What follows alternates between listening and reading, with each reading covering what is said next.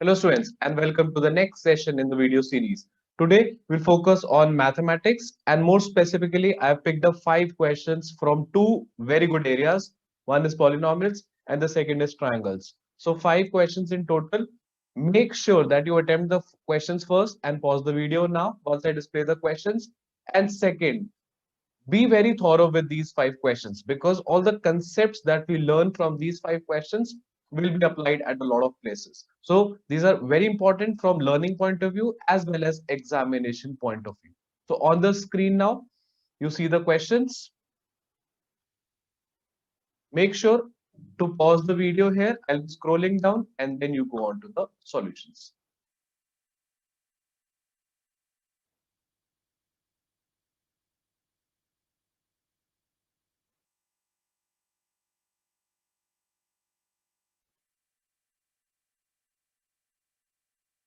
Very well. Over to the solutions then. First question on the screen. X cube minus 6x square plus 11x minus 6. So some of you might find that this question is slightly incomplete, but we have to factorize this, correct? So x cube minus 6x square plus 11x minus 6. Very important properties in polynomials. How do we analyze such a question? We have a cubic term, we have a square term, we have a linear term, and we have a constant term. So we have 4 terms in total, first of all. That is the first thought process. And second, we have decreasing order of their powers, right? So 3, 2, 1, and 0. So the first term has a power of 3, second has 2, then it's a linear term, and then it's a constant term. So it's a 3-step process, everyone, I believe, and it's a very important learning from this question. First step, step 1 is what? Break down 6 or minus 6, what do you call it, and create the factors. So what are the factors of 6 and minus 6? So 6, obviously 6 is a factor, 3 is a factor, 2 is a factor, and 1 is a factor, right? So 1, 2, 3, and 6 are 4 different factors of 6 itself. Now, we have to consider the plus signs as well and the minus signs as well. That is very, very important. Remember. So we'll take plus minus 6, plus minus 3, plus minus 2, and plus minus 1. First step. Second step, now let's put in the values and see at which value. So first step is obviously hit and trial, is at which value is the remainder coming out to be 0. Because if we need to find factors, think factor theorem. That means if you put in these values, so obviously there will be some values at which the remainder will be 0. Why? Because if something is a factor of, let's say, a particular number, then there will be no remainder at all. So let's put 1 first. So if we find p of 1, which is polynomial at x equals to 1, this becomes 1 cube becomes 1 minus 6 into 1 ka square becomes minus 6 plus 11 into 1 becomes 11 and minus 6 is already there. That was already there. Now 12 minus 12 gives you 0. That means you have found out that the remainder at 1 is 0, which means x equals to 1 is a factor, correct? X equals to 1 is a 0 or a factor. But the terminology remains different, right? So we keep it x minus 1. We take this to the LHS. X minus 1 is your first factor. You have figured out the first factor of this entire polynomial, which was very, very important. Now, after finding the first factor, let's go on to the next step. You have to find 2 more factors because it's a cubic polynomial. So whatever is the degree, that many maximum number of factors can be possible. So if the degree is 3, that means there are maximum 3 factors possible. Now, let's divide this long divide with x minus 1. Right? That will give me my remaining 2 factors. So first step, should it be x square? This becomes x cube. This becomes negative sign. And the second, multiply minus 1 with x square gives you minus x square. The sign of the second term will be positive, vice versa. Now, this gives me 0, x cube minus x cube. And then How will I read it? Minus 6x square plus x square. That gives me minus 5x square. I carry down the remaining terms, 11x minus 6, as simple as that. Next, x and 5x square. So I will take it as minus 5, dividing both the terms. So that gives me minus 5x square here. This is positive, so this goes away. Now, minus 1 into minus 5x gives me plus 5x. And I have to take the negative sign here because again reciprocating the sign of the second terms. 11x minus 5x give me 6x and minus 6 is carried down to the next level. Now, next term 6x divided by x gives me plus 6. That gives me 6x here.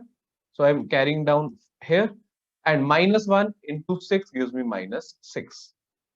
Both the terms match. This will be negative sign, this will be positive sign. This will also get cancelled. Minus 6 plus 6 will also get cancelled, and my net remainder will be 0 in all the cases. So if I have to find factors, obviously the remainder will come out to be 0. As simple as that.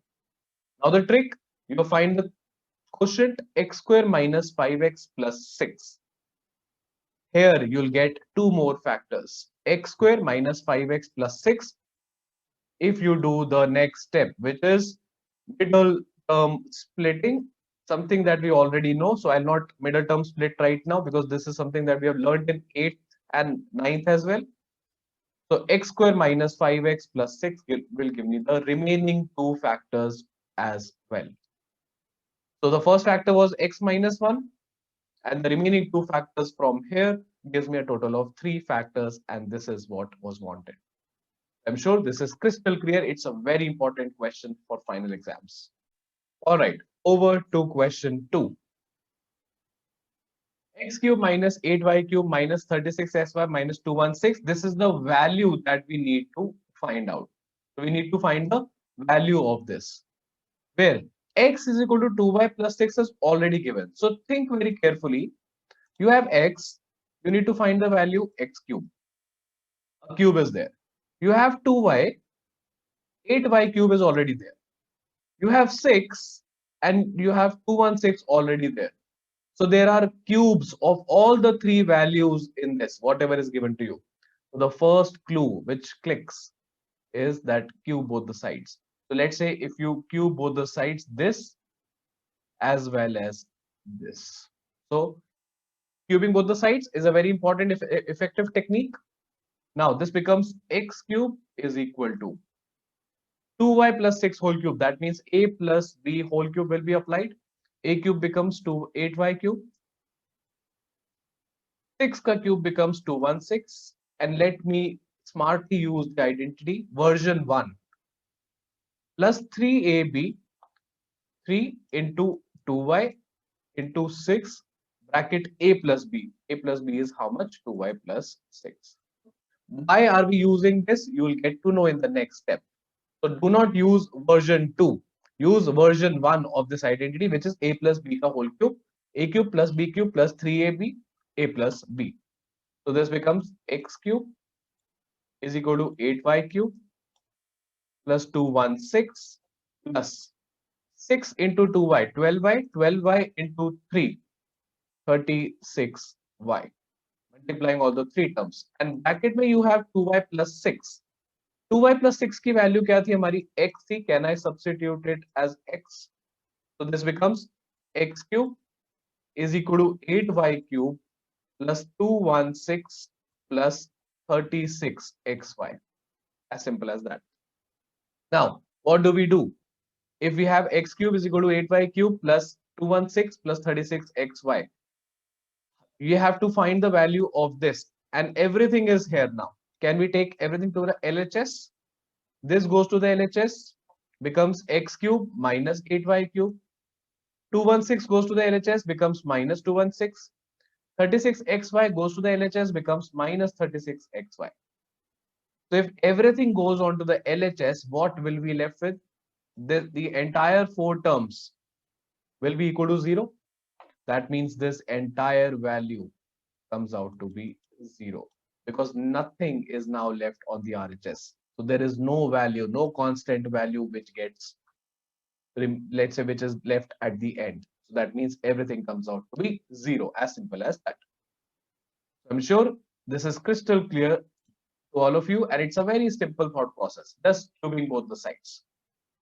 Now, triangles. You have ABC and DBC as isosceles triangles. First step, whatever mathematics, whatever we can apply, we will straight away apply. ABC, isosceles. So mark this, this is equal to this. DBC, isosceles, mark this is equal to this. As simple as that. On the same base BC, vertices are given, AD extended to intersect BC at P. Nothing else is of that relevance. But whatever is relevance, you will mark it straight away so that mind clicks. Now, show that triangle ABD, this dot, and ACD, the dot. These two triangles are congruent. So very clearly on the screen now, AB is equal to AC, BD is equal to DC, and AD is equal to AD common in both. Can we apply the SSS technique, side, to prove both the triangles as congruent? Straightforward, simple question. Now, if they are congruent, mark whatever is relevant from CPCD, corresponding parts of congruent triangles. This angle X will be equal to this angle X, CPCD, right? That is relevant. Even this angle will be equal to this angle, and this angle ADB will be equal to ADC. So this is something that I can mark.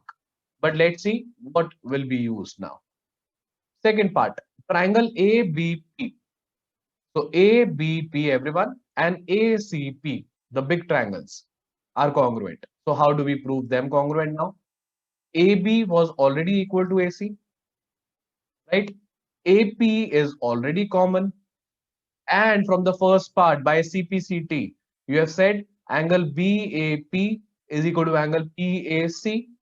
That means side, you have one angle in between, and then you have the third side. So SAS, correct? Side, angle, side, two sides, and there is an angle sandwiched in between.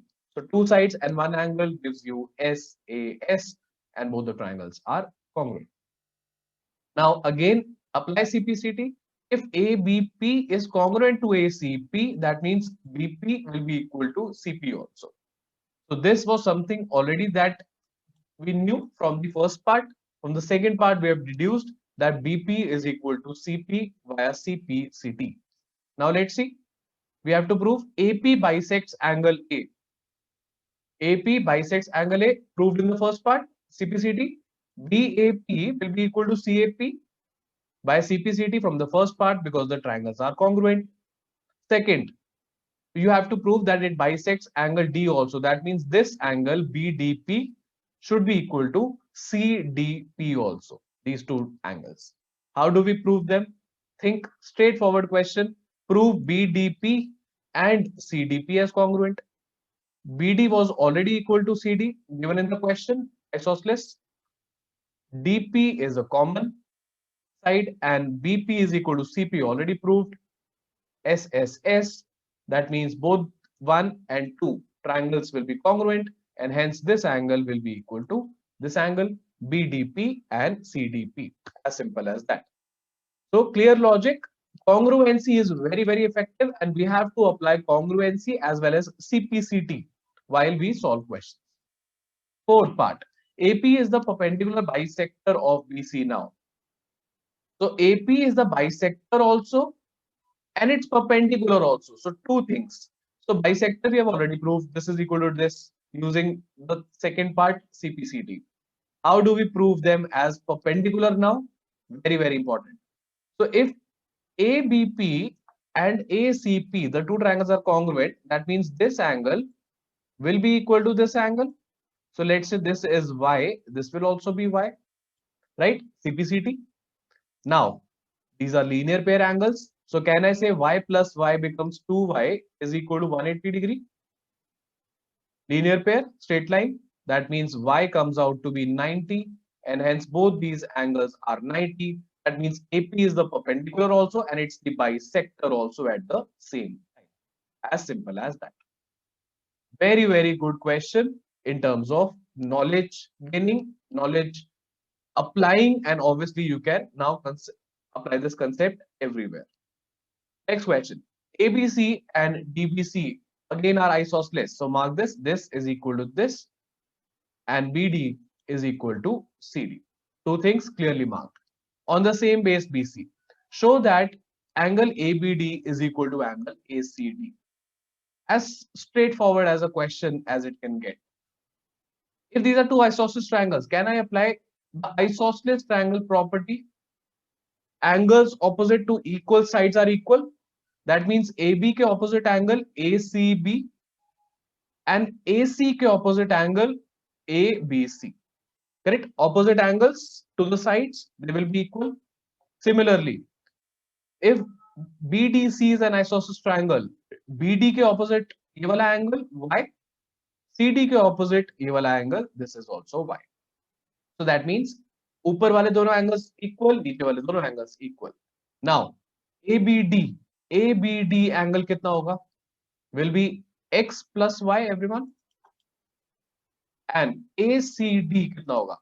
ACB plus BCD का sum, again पूरा angle. If you want to find out ACD, that means X plus Y. Once again, if both the angles are X plus Y degrees, then obviously they're equal to each other. Euclid's geometry, things equal to the same things are always equal to each other. So if the LHSs are equal, that means the RHSs will also be equal. So अगर ABD भी X plus Y है and ACD भी X plus Y है, तो ABD और ACD आपस में equal हो गए. As simple as that. So straightforward question, but with the application of isosceles triangle property. Final question of the day. Now, AB is a line segment. Okay, accepted. P is the midpoint. First important clue is the midpoint. Mark this so that it immediately clicks what to do now. D and E are the points on the same side AB. D and E are points on the same side AB such that angle BAD, so this I'm marking as X, and ABE, this is also X. Both are equal. Angle EPA, this let's say mark this as Y, and DPB, this also mark this as Y. They are also equal. So whatever angles are equal, we have marked it. Whatever sides were equal, we have marked it. So that is how we will immediately apply the concepts. Now, show that triangle DAP. So think now, DAP, this full triangle, you have AP as a side. In triangle EBP, you have BP as a side. These both the sides are equal to each other. AP and BP are already given in the question. What else is given? In the triangle DAP, angle A is equal to angle B. This is also given in the question. So you have one angle and you have the side next to it. So angle A and the side AP just next to it. What is the third thing? Third thing is already given. Y and Y, the two angles are given, but the twist in this question is, it is asking you the entire triangle. So look at this. This is the triangle that we want to prove congruent. But we are only given this as an angle, and on the other hand, this as an equal angle.